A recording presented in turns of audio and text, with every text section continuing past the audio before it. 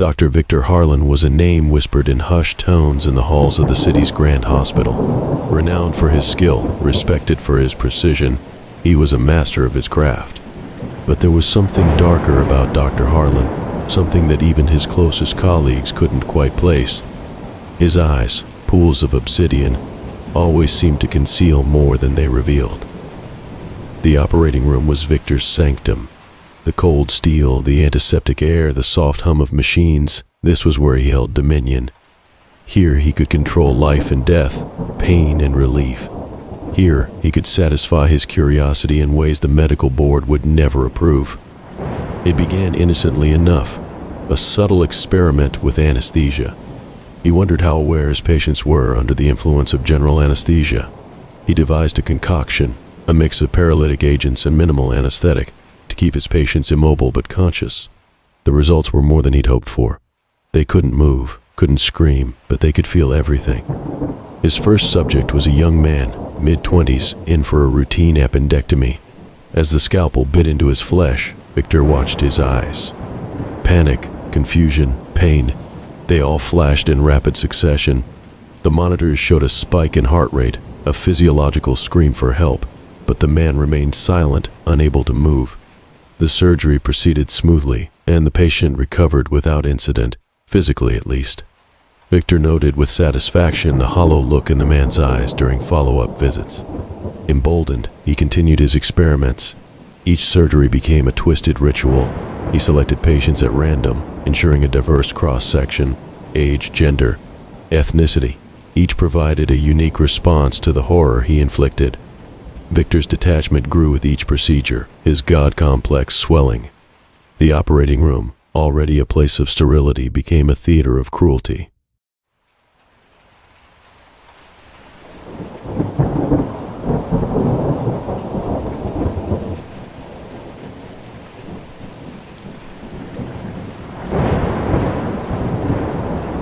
One evening, after hours, Victor lingered in his office. The hospital was quiet, the corridors dimly lit. A storm raged outside, thunder rolling like an ominous premonition. He was reviewing his notes, a grim diary of his exploits, when a knock on the door interrupted him. Nurse Evelyn stepped in. She was one of the few who had worked with Victor for years. Her intuition was sharp, her demeanor composed. "Doctor, there's a case that just came in. A woman, severe abdominal pain, possible bowel obstruction. They need you in, or 3. Victor nodded, gathering his tools. "Thank you, Evelyn. Prepare the room. I'll be right there." As he scrubbed in, his mind wandered. Tonight felt different, charged.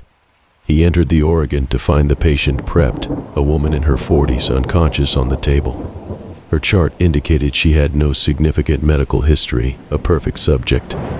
He administered his concoction, watching as the paralytic took hold. The surgery began, and Victor's hands moved with practiced precision. The initial incision was made, and as he parted the layers of tissue, he glanced at her face. Her eyes snapped open, wide and terrified. Victor felt a thrill. She was awake, aware, feeling every cut, every probe. Evelyn, assisting with the surgery, glanced at the monitors. "Doctor, her vitals are erratic. Should we increase the anesthetic?" Victor shook his head, masking his excitement with feigned concern. "No, she'll be fine. Just a reaction to the pain. We'll proceed as planned." As he delved deeper, her eyes followed his every movement. He could see the pain, the helplessness. She was trapped in her own body, a prisoner to his whims. Victor finished the procedure, suturing the wound with meticulous care. Her heart rate slowly returned to normal, the trauma taking its toll. Later, as he removed his gloves, Evelyn approached him. "Doctor, I can't shake the feeling something's not right. These patients, they seem different after surgery.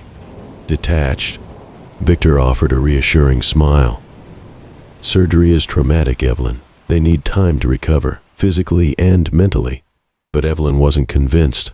She had seen too many patients post-op with the same haunted look, the same distant eyes. Determined to find answers, she began her own investigation. Weeks turned into months. Evelyn's investigation led her down a dark path. She uncovered discrepancies in Victor's anesthesia reports, subtle changes in dosages that didn't match standard protocols. Her suspicions grew, and she began gathering evidence. One night, she confronted Victor in his office. The storm outside mirrored the turmoil within. "I know what you're doing, Victor," she said, her voice steady despite the fear gnawing at her. "You're paralyzing them, keeping them awake during surgery." Victor's facade cracked, a sinister smile spreading across his face. "You've always been perceptive, Evelyn. It's true. And what are you going to do about it?" She took a step back, determination hardening her resolve. "I'm going to stop you. Report you to the medical board. This ends now." Victor's eyes darkened, a predator cornered. "I can't let you do that." Before she could react, he lunged. They struggled, the desk overturned, papers scattering like fallen leaves. Victor's strength overpowered her, his hands closing around her throat. She fought, gasping for breath, but it was futile. The last thing she saw was his cold, unfeeling eyes. Victor stood over her lifeless body, his breath ragged. He knew he had to act quickly. He dragged her to the operating room, the place that had been both his sanctuary and his stage for horror. As he prepared the tools, a grim determination set in. He would make this look like a tragic accident. The irony wasn't lost on him. Evelyn would be his final experiment, the one who knew too much. He administered the paralytic, her eyes fluttering open, wide with terror. The scalpel glinted under the harsh lights as he made the first incision. He worked methodically, clinically, savoring every moment.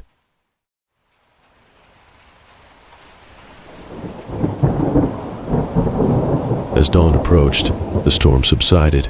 Victor cleaned the room, removing any trace of his deeds. He left Evelyn on the table, a macabre testament to his dark genius. He walked out of the hospital, the morning light casting long shadows. His reign of terror had ended, but his legacy would linger, a dark stain on the institution he had once elevated. Years later, the hospital still whispered of Dr. Victor Harlan, the brilliant surgeon who vanished without a trace. The operating room where he performed his surgeries was sealed, deemed haunted by the staff. The tales of patients who woke in the dark, paralyzed and in pain, became part of the hospital's eerie folklore. And somewhere in a forgotten part of the city, Victor watched from the shadows, his dark eyes glinting with satisfaction. His secrets were safe, buried with those who had tried to expose him. The darkness had won, and he remained, a specter in the night, forever haunting the place where he once played God.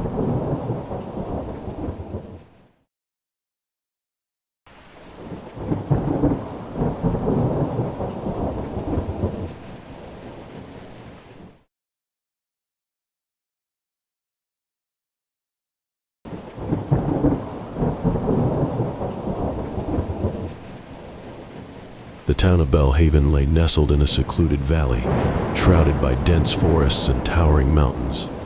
Its beauty was otherworldly, with cobblestone streets, centuries-old buildings, and an eerie calm that permeated every corner. But beneath this picturesque facade lurked a sinister secret that would soon unfold in unimaginable horror.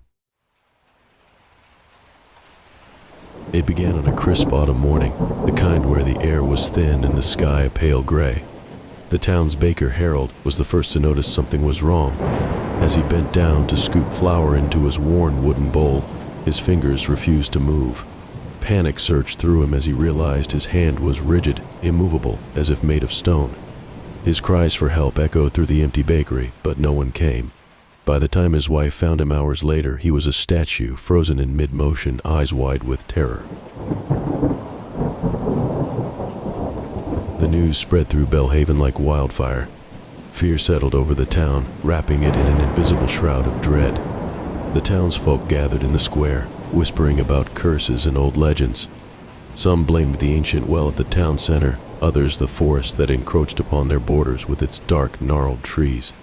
But no one knew the truth, and the mystery only deepened. A week passed, and then another. More residents fell victim to the inexplicable paralysis. Mrs. Thompson, the schoolteacher, was found at her desk, eyes fixed on the blackboard, her body unnaturally stiff. The blacksmith, James, became a grotesque statue beside his anvil, his hammer mid-swing. Each new case was met with increasing hysteria, and the once tight-knit community began to unravel.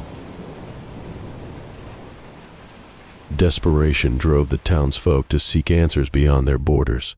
They sent word to the nearest city, begging for help. Doctors arrived, followed by scientists and priests. They examined the victims, tested the water, the air, the soil, and conducted rituals and prayers. But nothing halted the relentless spread of the affliction. Those who tried to leave Belhaven found their paths blocked by fallen trees and landslides, as if the town itself had become a trap, refusing to release its prey. Evelyn, a young woman known for her fierce independence and keen mind, refused to succumb to the paralyzing fear that gripped her neighbors. She spent hours in the town library, poring over ancient texts and records, searching for any clue that might explain the curse.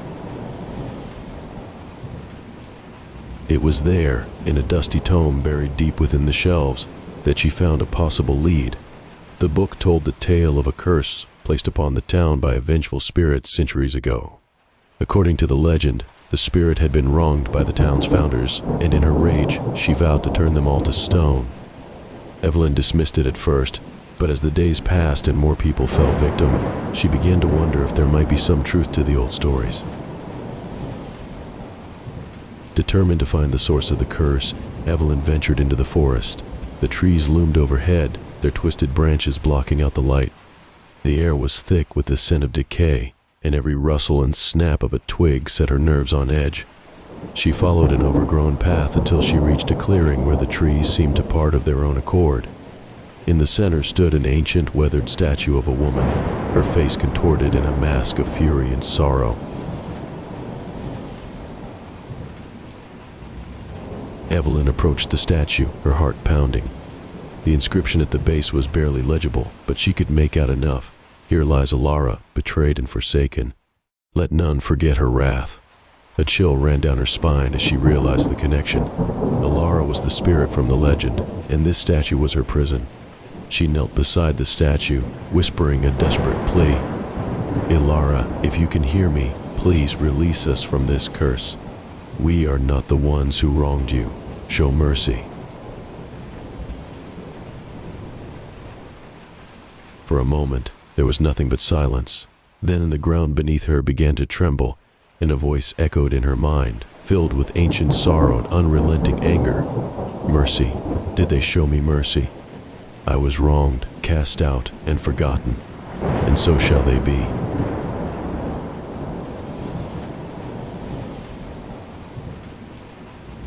Evelyn's plea went unanswered. The curse continued its slow, relentless march. As winter descended upon Belhaven, the town was a shadow of its former self. The streets were eerily quiet, the once bustling market deserted. Those who remained lived in constant fear, every small twitch or ache a potential harbinger of doom. Evelyn returned to her small home at the edge of town, her hope extinguished. She watched from her window as snow began to fall, blanketing the town in a suffocating white. She felt the first twinge of stiffness in her fingers and knew it was only a matter of time. Days turned into weeks. Evelyn's world grew smaller as her body became increasingly unresponsive. She could no longer walk or even stand. She spent her days in a chair by the window, watching the snow pile higher and higher, trapping them all in a frozen tomb. The silence was deafening, broken only by the occasional distant scream as another soul succumbed to the curse. In the final days, Evelyn's mind wandered to the past. She remembered the laughter and warmth that once filled the town, the friends and family now lost to the curse. She thought of Alara, the spirit whose vengeance had brought them all to this end. In her last moments of consciousness, she wondered if there could have been another way, a path to forgiveness and redemption that they had missed. But it was too late. As the last light of life faded from her eyes, Evelyn became another statue in the town of Belhaven, frozen in time, a monument to the enduring power of anger and the inescapable grip of fate. The town of Belhaven became a ghost town, its streets lined with statues of its former inhabitants. The wind whispered through the empty streets, carrying with it the stories of those who once lived there. And above it all, the statue of Alara stood as a reminder of the curse that had claimed them all, her eyes eternally watching over the silent, stone-bound town.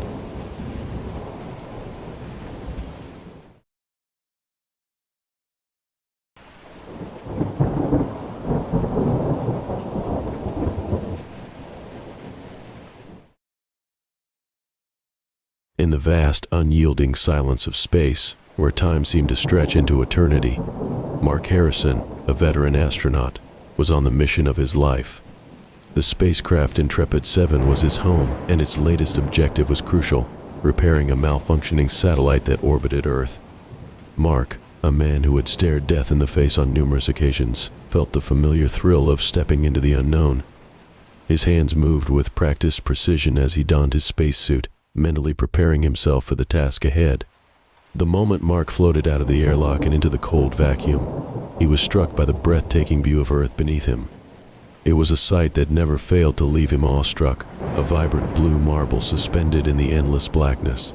Yet, as he gazed upon it, a sense of vulnerability crept into his thoughts. Space was beautiful, but it was also terrifying, an unforgiving expanse where a single mistake could spell doom. Mark pushed the thought aside and focused on his mission. His tether, the only thing connecting him to the safety of the Intrepid 7, trailed behind him as he moved toward the satellite.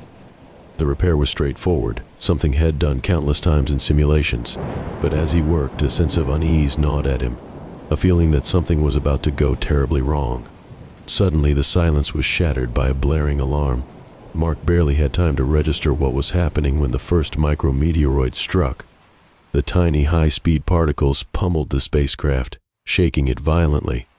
Mark's heart raced as he struggled to maintain his grip on the satellite. In the chaos, he felt a sudden sharp tug, and then nothing. The tether connecting him to the Intrepid 7 had snapped. Panic surged through him as he realized he was drifting away from the spacecraft, the lifeline that had tethered him to safety now a useless strand of cable floating beside him. Mark flailed, trying to reach out for something, anything that could save him, but there was nothing but empty space around him. He watched in helpless horror as the Intrepid 7 grew smaller, the distance between him and salvation widening with every passing second. As the spacecraft disappeared into the void, Mark's panic gradually subsided, replaced by a cold, numbing realization of his predicament. He was alone, adrift in the infinite darkness, with no hope of rescue. The fear that had gripped him now coursed through his veins like ice, paralyzing him with the knowledge that he was truly, utterly alone. Time lost its meaning as days turned into weeks, and weeks into months. Mark's body, still encased in his spacesuit, drifted aimlessly through the vacuum. His only companions were the distant stars, their cold light offering no comfort. In the absence of sound, he began to hear whispers, strange, indiscernible voices that seemed to echo in his mind. He dismissed them at first, attributing them to his imagination. But as time wore on, the whispers grew louder, more insistent.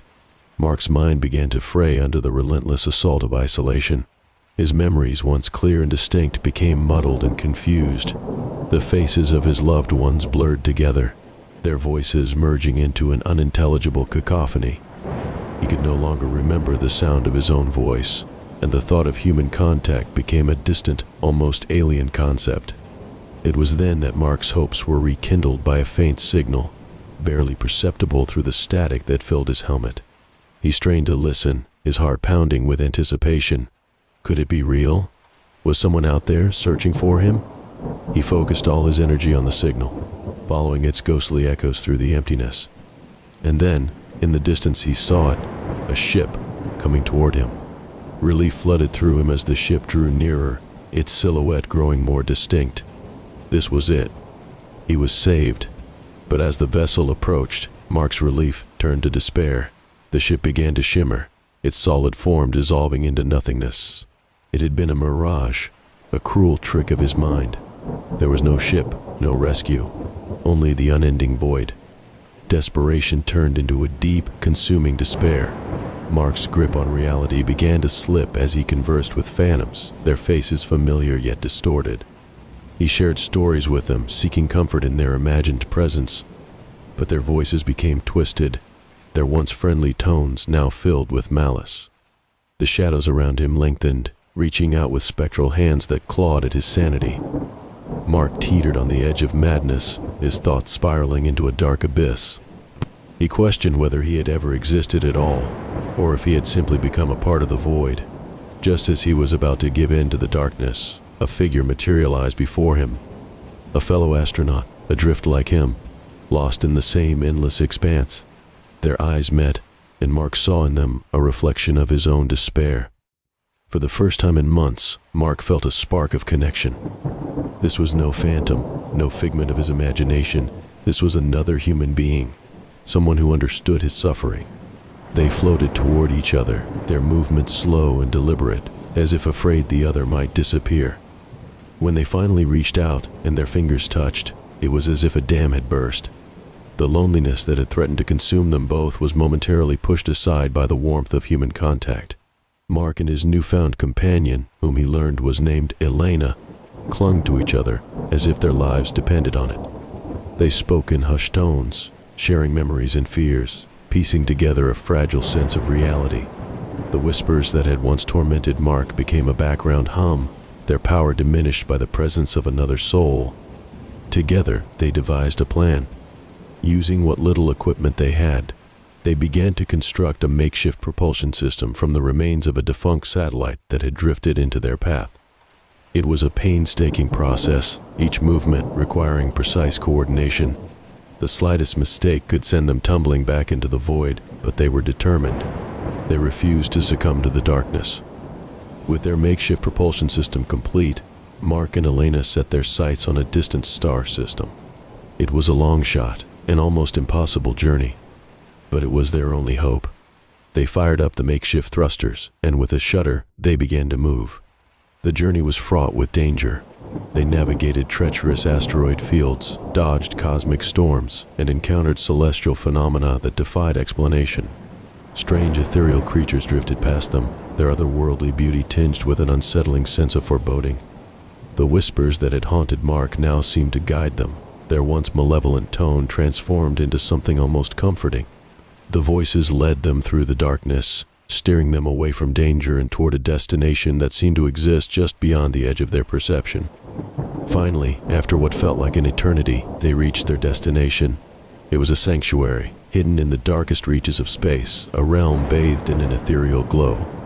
Here they found the remnants of lost souls, astronauts and explorers who had met the same fate but had somehow found peace in this celestial haven. Their voices mingled with Mark's and Elena's, creating a chorus of stories that echoed across the cosmos. In this sanctuary, Mark and Elena found a sense of purpose. They became guardians of the celestial realm, their souls entwined with the mysteries of the universe. They watched over the lost and the forgotten, guiding them to the sanctuary where they could find solace. Their story became a beacon of hope, a testament to the resilience of the human spirit, inspiring future explorers to tread carefully and to cherish the light amidst the darkness. Back on Earth, the world had not forgotten Mark Harrison. His final transmission, a distress signal sent in the early days of his ordeal, had been detected by a network of satellites. For months, engineers and scientists worked tirelessly to track its source, combing through the data in the hope of mounting a rescue mission. When the signal was finally traced, a crew was assembled, and the mission to bring Mark home was greenlit. The rescue ship, equipped with the latest technology, embarked on its journey through the cold, dark expanse. As they approached the coordinates of Mark's last known location, the signal grew stronger. The anticipation among the crew was palpable as the beeping of the radar became more frequent. After days of travel, they finally reached their destination. There, floating in the blackness of space, was Mark's body. His spacesuit, still intact, was covered in frost, a stark contrast to the infinite void that surrounded him. As the rescue team brought his body aboard, they noted the empty oxygen tank and the stillness of his form. Mark Harrison, the seasoned astronaut who had braved the unknown, had succumbed to the unforgiving vacuum of space within minutes of the accident that snapped his tether.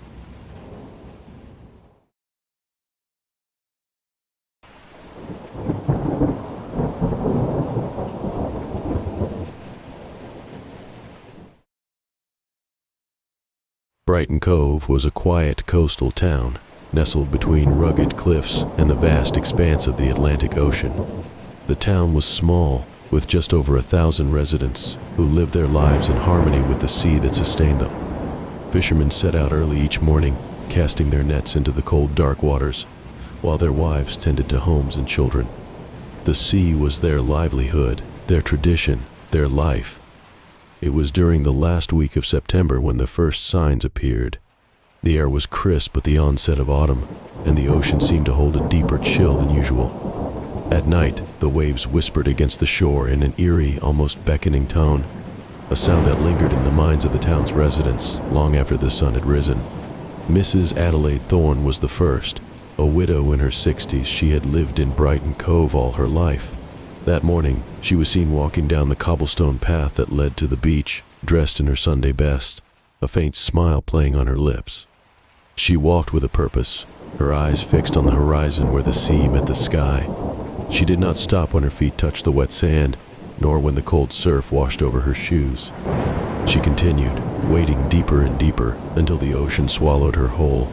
There were no screams, no frantic cries for help, just the image of her head disappearing beneath the waves. The townspeople were shaken, but rationalized it as an accident or a moment of despair. After all, Mrs. Thorne had been alone for many years. Loneliness, they said, can drive a person to do strange things. Days passed and the incident began to fade from memory. But then it happened again. This time, it was young Daniel Evans, a bright-eyed boy of only 9 years. His mother found his bed empty one morning, and after a frantic search they found small footprints leading from their home to the shore. His small body was discovered floating a mile off the coast later that day, his face serene, as if in peaceful slumber. The town mourned, but the unease grew. How could a child so full of life walk willingly into the sea? The whispers began, rumors of something unnatural lurking in the waters, something calling to the townspeople. Within a week, 2 more were lost to the ocean, a fisherman named Isaac Bell and a schoolteacher, Miss Eleanor Clark. Both were seen walking towards the water in the early morning hours, their expressions blank, their movements as if under a trance. Their bodies were never recovered. The town was gripped by fear. Families began locking their doors and windows at night, keeping a close watch on loved ones. The once thriving streets became deserted after sundown, and a palpable tension hung in the air, thick as the mist that often rolled in from the sea. As October crept in, the disappearances increased. It was no longer just the old or the young. Men and women of all ages were being drawn to the ocean. The town doctor, Harold Price, took it upon himself to investigate, but his efforts were in vain. There was no pattern, no warning signs. The only commonality was the sea and the irresistible pull it seemed to exert. Dr. Price interviewed those who had been close to the victims in their final days. They spoke of a change, a distant look in their loved ones' eyes, as if they were listening to something only they could hear. Some mentioned dreams of the ocean, of being submerged in its depths, of hearing a voice calling them from beneath the waves. But when Dr. Price himself was found dead on the shore, having walked into the ocean in the dead of night, the town was left without answers, only more questions. The town descended into chaos. People began to flee, abandoning their homes in search of safety. But those who left Brighton Cove found no peace, as if the town's curse followed them wherever they went.